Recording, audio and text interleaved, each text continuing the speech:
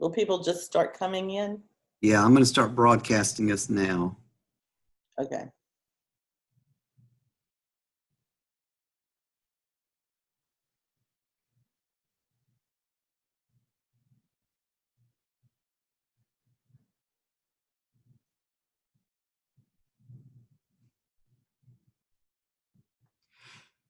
Hello, I'm Rick Jordan, the Church Resources Coordinator for the Cooperative Baptist Fellowship of North Carolina. Welcome to this webinar on reaching young adults. We are recording this in early December. Soon, college students will be coming home. Questions are, is your church ready for them? And can your church remain as it is and reach young adults? Those are a couple of questions that we'll address today with Wanda Kidd, our presenter. Wanda's entire career has been centered on young adults, whether on a church staff or as a campus minister, or now as a member of the Denama network of Cooperative Baptist Fellowship. She became the college ministry coordinator at CBF North Carolina in August of 2007. And she also works for the Cooperative Baptist Fellowship Global as the Collegiate Ministry Specialist. Today's webinar will begin with Wanda's presentation, and there will be opportunity for you to ask questions or make comments. You can scroll to the bottom of your screen, and you'll see a box that says Q&A. You can click on that and enter questions. We'll take questions during natural breaks of the presentation, but also at the very end. So you can enter a question or comment at any time during the presentation. Thank you for participating in today's webinar. And just a reminder that this webinar is being recorded and will be stored in the Virtual Resources Library on the Cooperative Baptist Fellowship of North Carolina website. Wanda, welcome. Well, thank you. It's good to be here. There's nothing I like to talk about more, and probably nothing I do talk about more. We were going to talk about how I got involved in collegiate ministry. I got involved actually as a student. I had a pretty traumatic experience in college, and campus ministry was this place where there was this actual campus minister and a group of people who asked hard questions and gave good answers. He was well read. He didn't give me Sunday school answers. He was looking at things differently than I had ever looked at them before. And I left there different than I went in.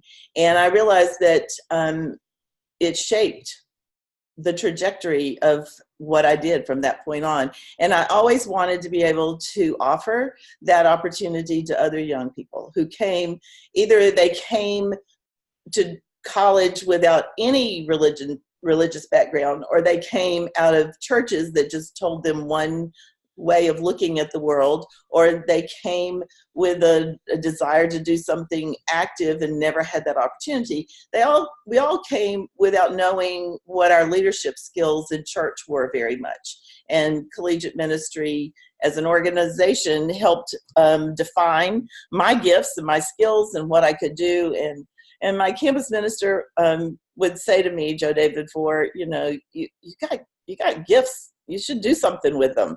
And I've always thought probably one of the most underused expressions we use with everybody, but particularly with young adults, is I see in you. I see in you something that I'm not sure you see in yourself yet. And sometimes we carry that for others until they can see it themselves. Makes me tear up. I just love what I do and what I get to do. So churches are, with the transition of post-modernity and millennials and now Gen Zs, churches are at a loss of what to do with young adults. And so there's this conundrum with, we really want young adults. I'll talk about this in the PowerPoint. We really want them, but do we want them? We want the concept. We know we need to be passing this on, but they are they can be annoying if you don't look at it in a perspective that says this could be exciting. They can be frustrating if you don't look at this in a way of what are they trying to teach me. They can be annoying. So yes, I am excited to continually have this opportunity. I have this conversation with people on planes and in grocery stores, total strangers. If they will talk to me about this, I will tell them.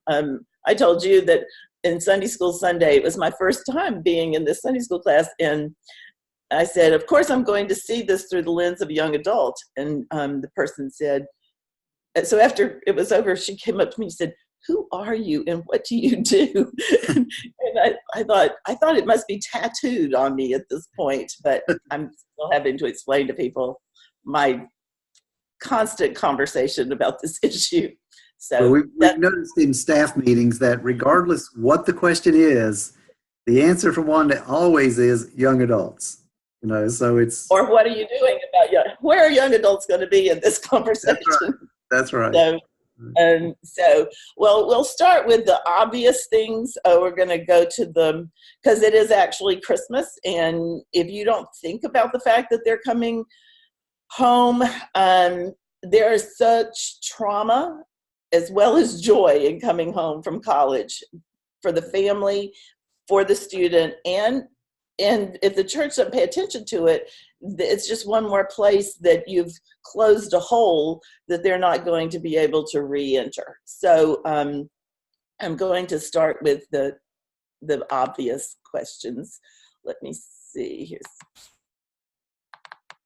Okay. So college students are coming home. Is your church ready? I hope they are. But if nobody's asking those questions, or nobody's thought about this, or nobody's even said, gosh, should we get a Sunday school teacher for this month? I can probably tell you that might be a good place to start. But if you haven't done anything till then, if you have not, then there's a good chance they're not going to be there. And that's one more reason why churches get frustrated and say, well, Mr. and Miss Smith, they worked really hard on that lesson, and those kids, they just didn't show up. So I'm here to say it is an intentional thing that you have to do. If you want young adults to stay connected to your church, remember that it's their church as well. We think about them as they're gone, that they're gone, but it is still their church. People say to me all the time, they just don't come. And I say, if you had a conversation with young adults, their church is very important to them. Their parents are very important to them. Their community is very important to them, which only makes it more confusing to them that when they left, they feel like they were almost always forgotten. So that's one of the things that the number one thing is to avoid preconceived ideas about young adults. So many times people start conversations with, what young adults do that really bothers me. And I always want to say, that statement really bothers me. Sunday in that Sunday school class, somebody said, what young adults do that really bother me? And I'm already not in a good frame of mind when I hear that. They said, when you say thank you, this young adult says no problem. That really makes me mad. And I said, what they were saying is that it was not a problem at all to do something kind for you. Well, it started with a negative statement, and I just don't like it. So I'm just saying when you start a conversation with, what young adults do that annoy me, it's a good chance you're not going to have, it's not a great jumping off point for a conversation. So think about, okay, they've gone away. They're freshmen or sophomore, juniors or seniors. They've gone away. And that when you've been away for a while and you've changed and you think they've changed, and it's kind of like it closed off. I mentioned Parker Palmer later, but one of my favorite statements Parker Palmer, the author, said was, one of our greatest fears is the fear of irrelevancy. And we feel it as older people, but young adults feel it as well. So often their fear is, if I go in there, will anybody remember me? Will anybody speak to me? What is it going to look like? where am I going to sit? Things have changed. You change the order. It's like you change they go home and they don't have a bed. They are likely to come to church when they're home if they think that somebody missed them or if somebody was really glad to see them. So prepare your congregation for this, that they need to say, welcome. I had a church once say to me, well, why would I put all this emphasis on young adults when the others stayed and I have lots of other members? And well, for one thing, when we are in relationship with people who are in our church all the time, we don't have to do that much follow-up, but you don't have to do anything to make them feel special, but you don't have to do anything to continue working with young adults. They just need to know they have a space. Keep them included, and here's a whole list of ideas that you can do. Make sure they're on the newsletter electronically so that they get that. They may close it out every week. They may just get like the CBF North Carolina Wednesday mail. They may just shut it down, but it's in their eyesight. They see it every week. So make sure that they're included. Possibility would be to include a list of the students once you've asked their parents if that's okay, or ask the student themselves, and say where they are. We're always praying for people who are sick, we pray for our mission teams when they go off. But if we have equipped our young adults to be missionaries, then, and if they know that the power and the process of the church is behind them, then there's a good chance that they're going to, they can be our emissaries on that campus. They can be a missionary on that campus. So pray for them, not just that they'll finish their tests. If you're on a campus ministry place right now, every prayer request is about studies and classes they haven't done, prepared for, and things. But they need to be prayed for bigger things. They're making huge decisions in their lives, and they need prayer. They need to know that somebody is praying for them. When church members travel to a town, if you were a Sunday school teacher, or you were somebody's deacon, or if you had anyway had some relationship with a young adult that's in one of these schools, when you go to town, check with their parents and have them contact the student, but take them out to eat. And be sure and cover the cost of the meal when you do that. And tell them that you're going to cover the cost of the meal. You're inviting them out. The other thing that people say to me all the time is, well, what am I going to say to them? I don't know. If you're there on a business meeting and you were taking a business associate out, what would you say to them? You would say, hey, how are you? What's been going on in your life? What's your favorite class this term? How's your major going?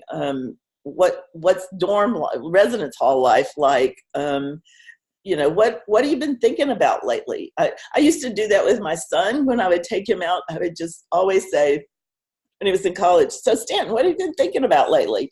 And I will never forget, we were at Macaroni Grill, and there was paper on the table at Macaroni Grill, and he picked up the crayons and drew a picture of Spain and told me he'd been thinking about Spain and all the provinces. And you just never know, but they're just hungry for somebody to care about what they've been involved in.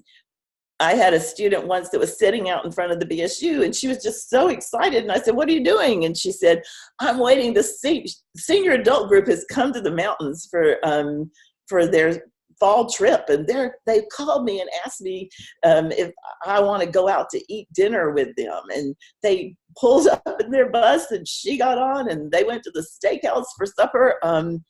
It is you have this perception over here that what they're going to roll their eyes and not feel warm towards that invitation. But even if they turn you down, it's never unwelcome to be invited into somebody else's space. Anybody who knows me knows that I'm a huge country music fan, and years and years and years ago there was this song called Every Day, and by the Oak Ridge Boys, and there was this one line that says, "Kind words often go unsaid, but they never go unheard." And I just tried to put that in my process and how I work with young adults. Tell them that you've been thinking about them. Ask each other when you're at church, when they're in between, when they're not home for the season, ask each other about their students. If you were the Sunday school teacher, or if you were something, say to that person, "So how is Susie? How is Johnny? I've been thinking about them." And then the parent needs to transmit that information to the student. Miss Smith, she asked about you today. She said she'd been thinking about you. If you have a relationship with a student before they left to go to school, maintain that relationship. Email them, Instagram them, figure out what Instagram is and have an Instagram account. Or send them a coveted handwritten note that they're always special. And there are days I don't always want to continue the many relationships I have, but I think about how it was when I was there at school in the midst of thousands of different students and felt like nobody really knew me, and how important it was for that connection. I didn't go to church for probably all the wholesome reasons when I was in college. I went because I knew Miss Bird, Miss Green, and Mr. Bird. Those people who cared about me and asked about me were interested in my being there. So we need to be that person for those who are in that place now. Here's an interesting thing. We get pretty stale in how we think about the world. Often we don't read beyond our comfort levels. We don't listen to things that don't make us happy. We stay on one particular TV station for our news usually. But ask, if you have a relationship with a student, if you maintain that, ask them what they're reading and what they're listening to, and then read it and listen to it. That's how you have conversations. I put down a couple of things that are big topics for people. Brene Brown, a lot about personal affirmation, about there being people of worth. Then Rachel Held Evans talks about her transition from a really conservative background up to being freed up as a young. There's a million podcasts. Ask them what they're listening to. They love those crime podcasts, but the Liturgist is one of the most well-respected podcasts for thinking about theological things. So ask them. I mean, there's a new podcast out every day. So ask them what they're listening, and then set up a conversation and have just email them. Say, I found that part really interesting. What did you think was interesting about that? When they're home, maybe instead of having Sunday school at the Sunday school place in church, maybe you could set up, say, where the college and young adult people are meeting at a coffee shop close to the church. We're going to be meeting there at 10 o'clock. We'll finish in plenty of time to get to church, and just join us and let's have a conversation. And for the church itself, the programming and the ministry of the church, when they're going to be home for a longer period of time, plan a social event so that they can reconnect with each other and the church, and do it not necessarily at the church, but do it at someone's home or a local. Do a Survey Monkey or a Dougal, some way of saying, what are some good times for you? We'd love to put together something for you to be together. That's particularly true in the summer. They would love to have a deeper conversation about spiritual things when they're going to be home for just even 4 or 5 weeks. It's a really important time to do that for them. So those are some issues. Have you written any questions there that things that you've seen done that were really helpful that you would like to share with the group? Anything that has been really successful when your students have come home or how you've stayed connected to them. If you're going to send care packages, send handwritten notes. They can get food out of the, with their card out of the thing anytime. Send handmade things. Just keep them in your thoughts and prayers. Keep them in your vision of the fact that they did not step out and our church closed the door. They were just stepped out of the curtain closed. Just think of them. But it's a bigger issue when you talk about really why would you even care whether young adults come or not? Why?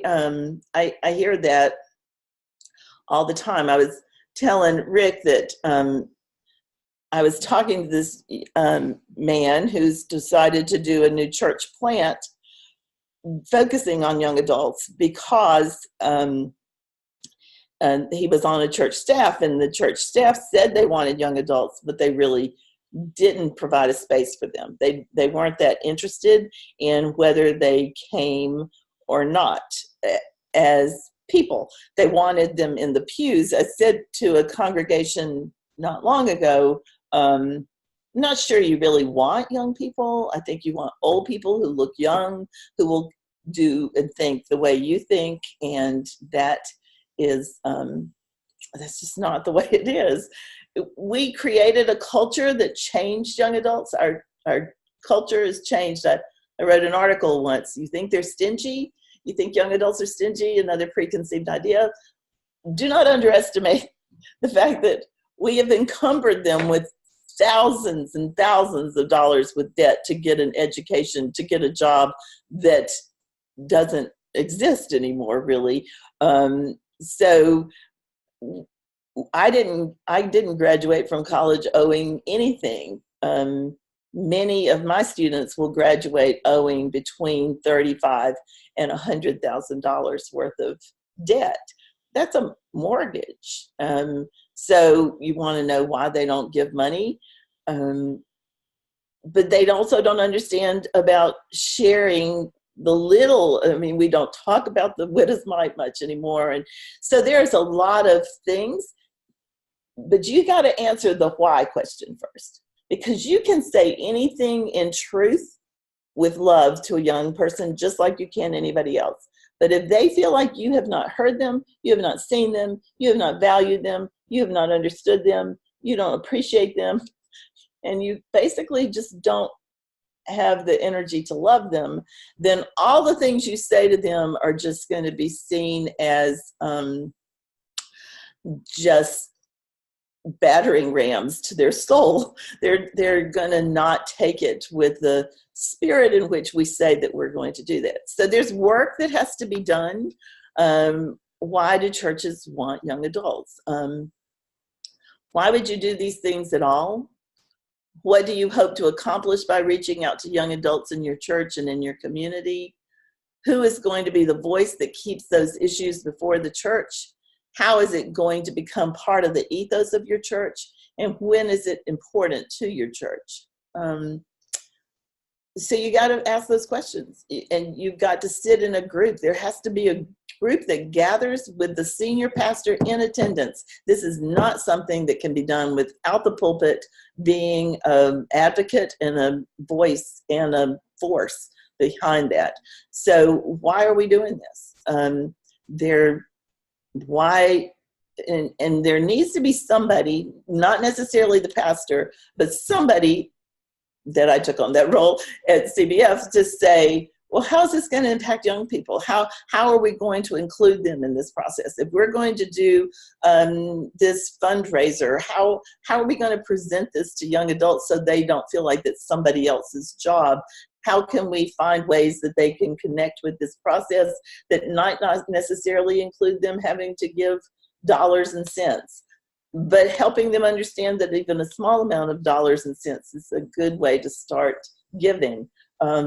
So anything, any project that's going to happen in the church, anything that has to do with deacons, anything that has to do with Sunday school planning or anything, don't just put one or two token people on the thing and then dare them to speak. We do that. We put one person on, and then nobody pays much attention.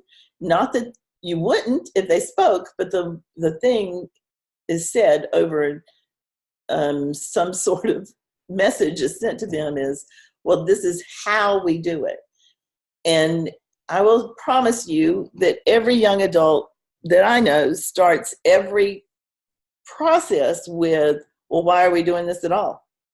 Why are we putting in a new parking lot? Why are we changing worship service? Why are we doing that? And churches, because we agreed on so many things, and that we quit asking the why questions and just went to the how questions. And so I've said to more than one group of people, I promise you they will get to the how question if you will just help them process the why questions. And I just want to go on record to say that the why questions are important for us as well. And the fact that we have chosen not to address them is short sheeting our whole ministry. If we can't remember that Jesus is the whole purpose, we are the bride of Christ, and everything we do should be reflecting that, and not just what is the color of the carpet in the sanctuary or all of those things. Why are we doing this? And if it doesn't come back to the fact that we are a community of faith, saved by grace and living out Jesus's call, then the hows are really pretty not important. And there's a shallowness that comes to that young adults and lots of other people are not drawn to that. I just did a study on empty nesters and what do you do with that, and a whole group of us were at this church, and we were talking about Bible school and Bible drills and youth group and mission trips and perfect attendance pins and things that if you were raised in a church in North Carolina or the South in the 50s, 60s, or 70s, you had some understanding. And I watched this woman have just she was not like vacant. She was perplexed and a little put off. And I said, you don't relate to any of this, do you? And she said, you're speaking a foreign language. I love Jesus, but I don't know this culture. So we are going to have to figure out that the culture is not as ambiguous and ubiquitous as it used to be, and is not as universal as it was in some of our times. So the why question, it's important for all of us. So preparing your church for young adults is complicated, and you have to truly want them to belong. We were talking the other day, I was asking some campus ministers, what do you think has changed in collegiate ministry? What is different?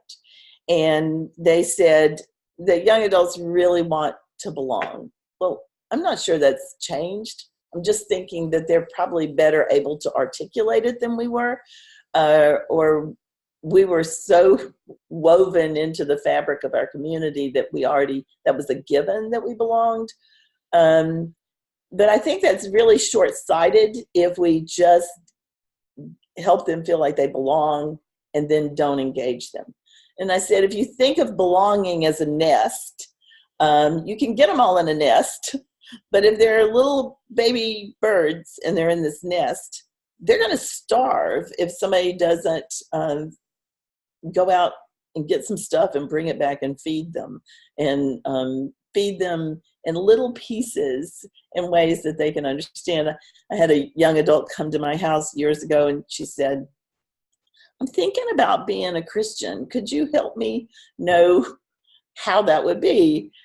Well, because I had years of theological training and a great understanding and wanted her to know how smart I was, I would just backed up a dump truck and just deluged her with all kinds of salvation and salvific and theological language. And she just had this, like, what are you talking about? And she smiled politely and she left, and she came back. She called and said, can I come back? And I said, yes. And so she brought back this heavy cardboard book, like for an infant. And she had it in her hand. And I said, oh, what's that? And she said, okay, this is a book about God, and I just wanted to read it to you. And it said, God is good. God loves the children. God created flowers. And I'm looking at her, and she finished, and she said, that's what I needed. And I said, oh, got it. So once we have a place for them to belong, then we really need to provide them with a place that they can feel welcomed, and then they can feel fed.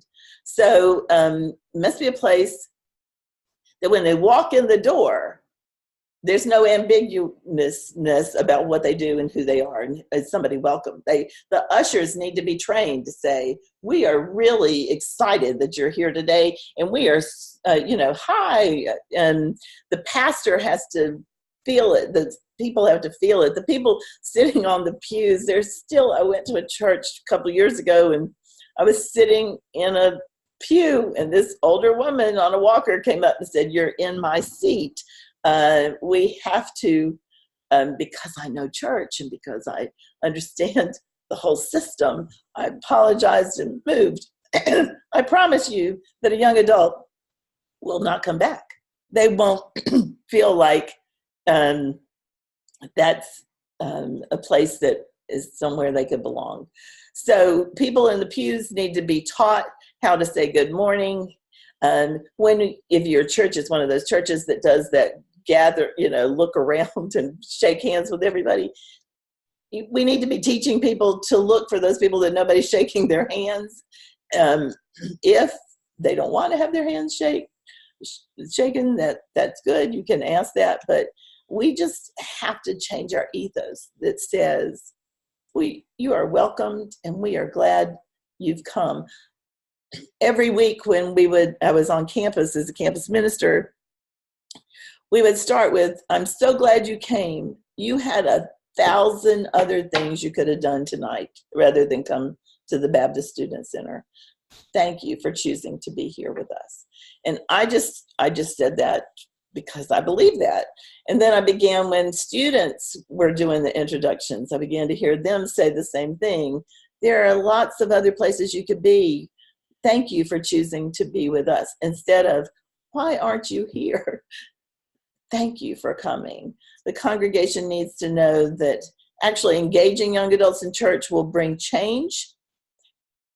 And for many people, that's really hard. They have a different perspective. They have a different way of asking questions. They don't line up exactly the way we think things should line up. They're not going to necessarily give money, but they're not going to give anything if we don't explain to them why. They're not going to speak if we don't explain why.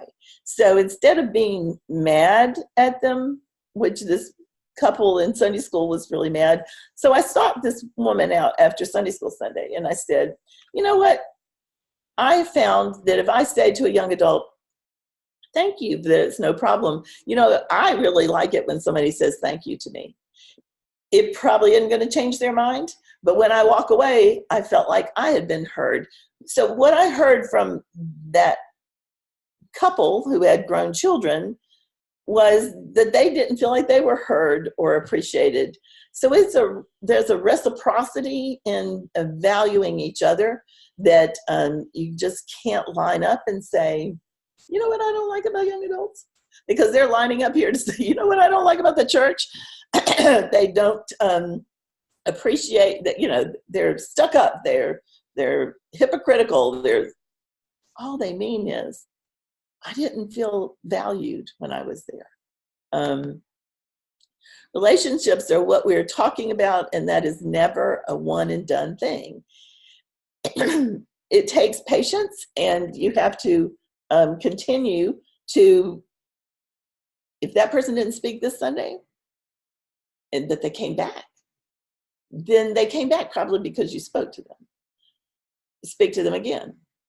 We have a young woman that comes to eat with us that has taken 2 full years. I thought she didn't like us. I'd say, hey, how you doing?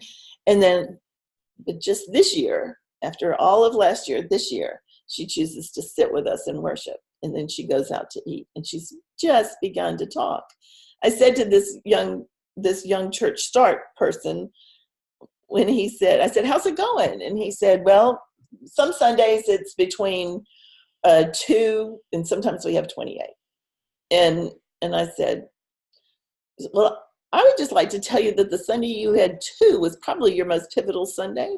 Did you take them out to eat and say, why did you come today? And who do you know that would benefit from what you find here? And he said, really? And I said, yeah. When you get down to you're at 2, you're down to your core. And your core is what's going to grow your group. You're not going to grow the group. The church isn't going to grow the group. You're going to be able to function and help provide a core of students or young adults who value what they found there, and then help them pass that on to others. So I say to every church 2 things. It will take 3 years to develop an overall ministry to young adults that has any traction and any stability. From that point, from the very beginning, you're gathering water, right? You're just kind of holding the water together. It takes 3 years for it to gel, for them to have identity, for them to think that this is theirs, this was their idea, this is how they're going to do this. And you only do that when you pass on that leadership to them. The other thing is that a ministry to college students in a local church, rule of thumb, should probably not ever be more than 20% of the overall population. So, so when a church says, well, we used to have 400 students in church when we lived close to a campus or whatever, you probably had 1,000 people in worship too. So if your congregation is 100, then 10 to 15 to 20 is a really good sized group for your church. If you have 1,000, then 100 to 200 would be probably as good as you can get. Your church is an organism, and it's not just an organization, it is an organism. And so there has to be some balance and give and take of what that is. One of the problems with church, and one of the reasons we want young adults, is that the organism is very old at this point. And so we need some new life, but we need life that is balanced to the overall thing. Young adults are like wild animals. And I say that because I read that in a book called Hidden Wholeness by Parker Palmer. And he was saying your spirit is like a wild animal. Well, being the ADHD extrovert that I am, I thought it meant like, attacking. And he said, no, and he didn't say no to me, but he just said, it's like a wild animal. If you go into the forest, you don't see them. They're like invisible. It has to be quiet, there has to be space, and there has to be time for them to venture out. And that's the way it is with young adults. There has to be space and safety and quiet and a place of security before they will begin to emerge and really become part of the overall ministry of your church. So be patient with them. I don't think I put that word in here, but patience is an incredibly integral part of working with young adults, and good self-esteem on the role of the person who's doing it, who doesn't take everything very personally. So this has always been my definition of change. Change is hard. Change happens only when it's more painful to stay the same than it is to change. By and large, we would just like for everything to stay the same. But if it's obvious that it's not going to work for us to stay still, because you really can't stay still, then you got to figure out how to change, and how to change creatively and lovingly and compassionately and passionately. And what is Jesus calling us to do? How is Jesus calling us to be the presence of Christ in the midst of a lonely and hurting world? Many people ask me, how do you get young people to church? And I always think that's really never the right answer, because the church does not need the people as much as people need Jesus. And the church is created to be filled with people who can help them know that his love for them through our love for them. I think when you're thinking about filling in slots, or you've got empty seats, or there's not a balance to your congregation, and there's no young children to come up for a children's sermon. How can you have a children's sermon if you don't have children? And maybe we don't do children's sermon until we get some children. But here's the point. You look around, and these people are people. I never said, I would say this every semester to the young adults, to the youth and college students. I would say, do you know that you are beloved? Meaning that just because you be, you are loved. Do you know that? Because if you know that because you be, you are loved, then I need to tell you that you are a beloved child of God. I never ever said that, not one semester, that somebody didn't have tears rolling down their face, because they just don't know that on a bigger internal way of knowing how to share that with people. So we're not trying to fill churches. We're trying to share Jesus and his love with people who need to know that.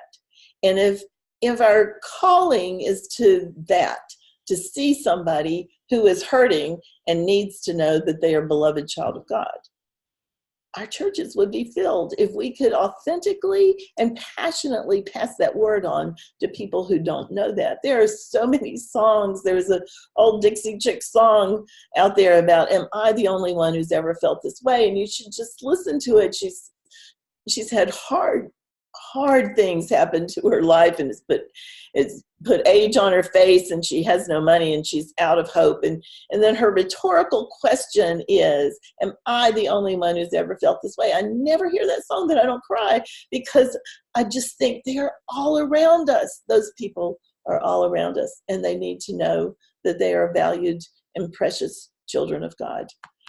So change can be painful.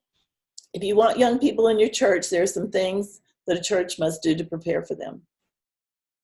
Number one, you should understand that young adults will bring change to your church. And if you're afraid of change, you're afraid of young adults. There needs to be one person who focuses on engaging young adults and brings the rest of the church along, not that they become your sub-church. You are whoever that person is becomes the bridge. You speak to young people, you speak to the rest of the church about young people. You tell the young people about them. You find a young adult who wants to do law. You find a lawyer in your church, and you introduce them to each other. You find somebody wants to be an accountant, somebody wants to be a teacher. You are building a grid that says, this is a place where your gifts will be valued, and there are people here who have walked ahead of you that will know how to help you make that journey. Finding ways for us to build bridges is a really important thing. Know that it takes about a 3-year commitment to see change and to have any consistency. It will require the church to make room for new ideas and new ways of doing things. I always used to say, don't put so many young adults on a committee that you feel you don't want change. Put them on a committee that you really don't care anything about, and see what they do, and give them space to do that. I had a student who was the shyest human being I've ever known, and he, for a half a semester, he would just walk in when the lights were already out for the worship service and lean against the back wall. And he would just lean there, and he would never engage. And so I started going back after I was through with the introductions and would lean on the wall with him. He stayed and he stayed and he stayed. That's something to be important. Watch who's staying. Watch who comes. They may slip in at the end of the service with their hair wet, like, gosh, I don't know whether I wanted to come here today. And they may leave before the service is over, so if nobody speaks to them, they won't feel bad. Go find where that person sits and sit beside them, or find somebody who will sit beside them and engage them in conversation. Find out who's coming over and over and engage with them. So anyway, I began to ask him what he found valuable. What did he enjoy? And he loved detailing cars and working with cars and working with tools. He was just a real hands-on, very shy person. But I knew he needed to be connected in a bigger way. So we rewrote the Constitution to provide a place on council for somebody who was building and grounds. And we elected this young man to be that person. He did these amazing things. He borrowed from different churches drills and saws and put together a group of people, and he taught them how to use those tools, and they built a stage for the Baptist Student Union.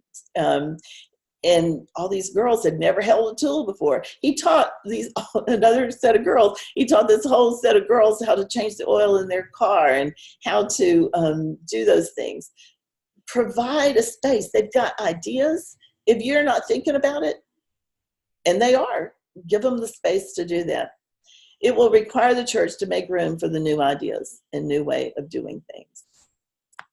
So the pastor and the whole staff will need to believe in and lead out in welcoming this population into your church family. There needs to be intentional assimilation of the new people into the life of the church. You just can't say, well, they should be here anyway. That's not how it works. A list of ways that new people can get involved in the life of the church. And then when the people ask if they want to be part of it, then put them on it. Don't just go with the same people. The nominating committee doesn't want to hear no's either. But if somebody says, I really would like to be part of that team that goes and builds ramps for people, and everybody on that team is 75 to 80, I want to do that. Well, why would they want to do that? They want to do that because, one thing, they miss their grandparents probably. They love older stories and community. And these people are going to teach them how to build a ramp that they don't know how to do. They want to know how to do things. So if they ask to be part of something, don't act like there's some huge barrier that they have to overcome to be part of us. Let's bring them to the table. But most of all, this is Advent season. And let's remember why we are church and how we can best live into its purpose. When I would get mad at things at church or things that I didn't think people were valuing me, I did a Christmas project for a lot of years in our town, and I would get frustrated because it was taking so much time and money and energy. And my dad would say to me, Wanda, when your heart gets hard, you should just quit. It was such a brilliant statement, because what he said was, why is your heart getting hard?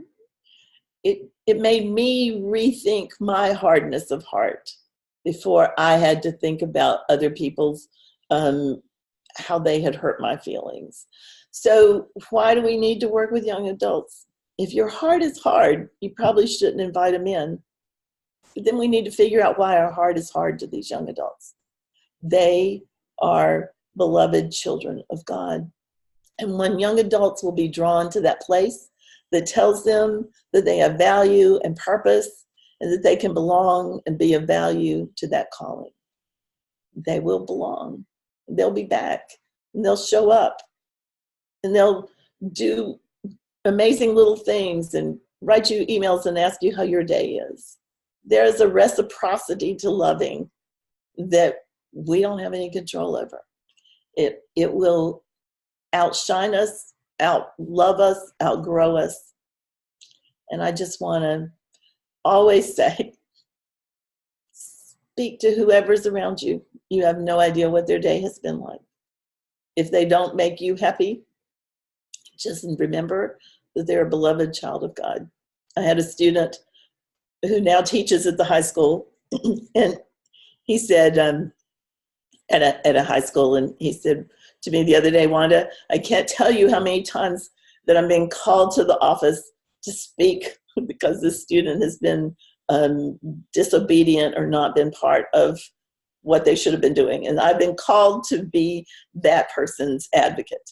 And I say to myself over and over and over as I go down the hall, remember, they're a beloved child of God.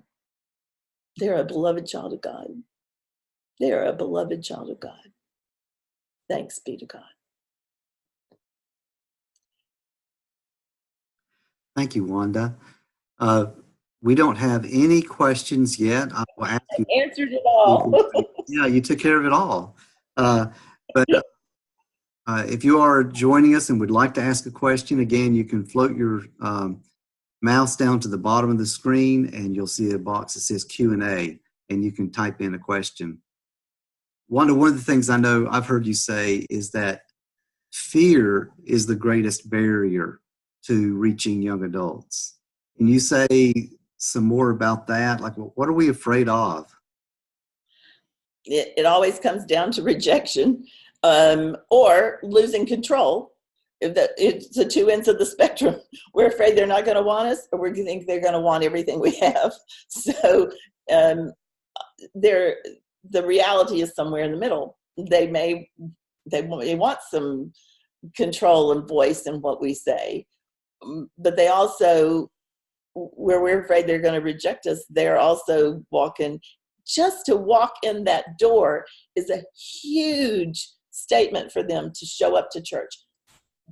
That they're walking into something, they don't know anybody, they don't, even if they grew up in that church, unless they go with their parents and they sit with their parents, then they're still cut off from speaking to people because they are staying in their family unit. So it almost always comes down our fear that keeps us separated from each other. I think, I don't remember all the things that they said in the book that the devil was saying. What was that, Wormwood? What Wormwood said about things that would keep us, that I know time was one of them, but I think fear should have been that nobody really wants you. And that we all walk around with that as part of who we are. Well, nobody really wants us to be here or what we have to say. So fear it's so ironic to me because young adults have this fear, but the people in the church have the same fear. And so there's like this repulsion that goes on instead of this magnetic attraction to each other. Mm-hmm. Wanda, thank you very much for presenting this to us. You've given us some good encouragement and also some good challenge. So thank you. I'm glad to have been able to have done it. Hope anybody got something out of it. That was great. Well, thank you. I'm sure we did. Okay. Have a Merry Christmas. You too. Bye. Bye-bye. Bye-bye.